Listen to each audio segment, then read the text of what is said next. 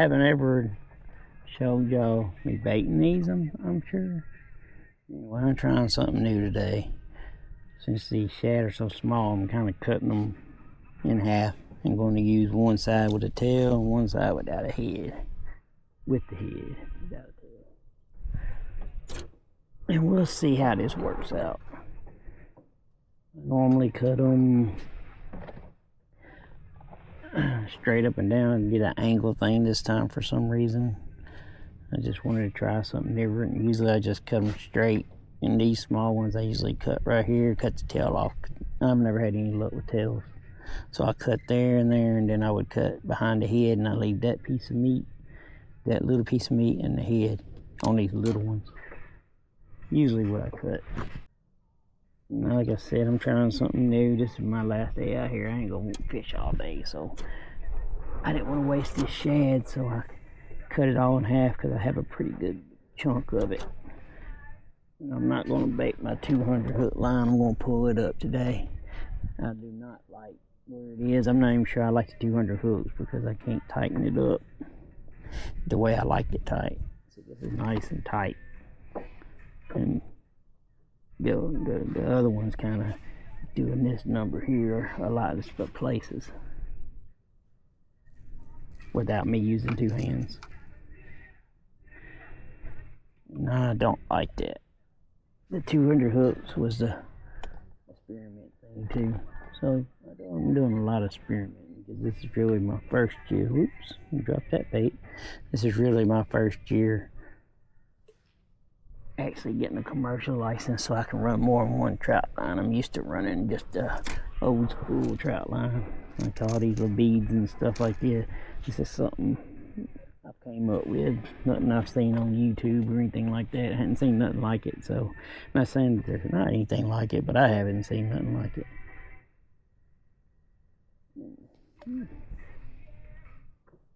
And I have not seen anybody use these here like that either. So, you're putting a bead on each side, a swivel, this with a quick connect thing, another swivel, and then doing a drop, and then another swivel. And the only reason I have these disconnect, this right here, I don't like this right here, but the only reason I have that there is because when I started making these, I couldn't split those carbon fiber hooks, and nobody wants. I highly suggest not to use carbon fiber hooks on the trout line unless you want to use these things to hook to them. These right here are actually stainless steel. I just done them that way because they had started all the carbon fiber ones, and them carbon fibers, once you try to open up the eye,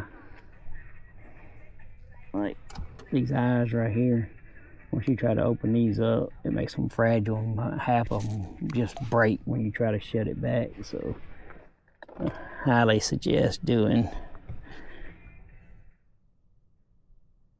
stainless steel. See, that's the reason why I have this, because if I open this up, it's going to break 9 times out of 10. I'll say 5 out of 10. That's enough odds for me not to want to do it. Normally I'll open this eye up and put it in the swivel so it's all one, but this is kind of an added thing for these carbons. Like I said, it's all experimental, and I'm trying to come up with the best way possible.